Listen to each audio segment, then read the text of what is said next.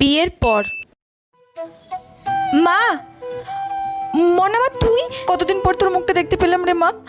তুই তো বিয়ের পর থেকে তেমন আসিসও না। সবই তো জানো মা, তোমার জামাই কাজ কামের চাপে তেমন ছুটি পায় না, আর আমারও সংসার কাজের চাপে তেমন আশা হয়ে ওঠে না। মা শোনো না, আমি কিন্তু বেশিক্ষণ থাকবো না, দেখা করে চলে যাব। মনে শোন মা, আমি কিন্তু রান্না করেছি, দুটো খেয়ে তারপর যাবি।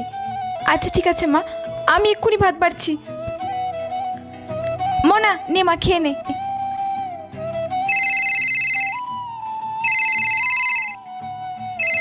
আরে মনা, মুখের ভাত ফেলে রাখতে নেই, আগে ভাতটা খেয়ে নে, তারপরে ফোন ধর। হ্যালো, বলি বৌমা, বাড়ির কাজকর্ম ফেলে সব কোথায় গিয়ে বসে আছো বাজারের নাম করে গিয়ে? বাড়ির রান্না বান্না কি করবে? আমার বুঝি খিদে পায়নি? তাড়াতাড়ি বাড়ি এসে ওখানে রান্না বান্না শুরু করো। মা আমি আজকে আর খেতে পারবো না, আমি আজ আসি বুঝলে, আবার অন্য একদিন এসে খেয়ে যাবো। কিন্তু মনে কি হলো বলে তো যাবি? কি হলো কি জানি, মেয়েটা তো মুখের ভাত করে ফেলে দিয়ে তাড়াতাড়ি করে চলে গেল উটোপাটা করে। টুক্কা টুক্কা।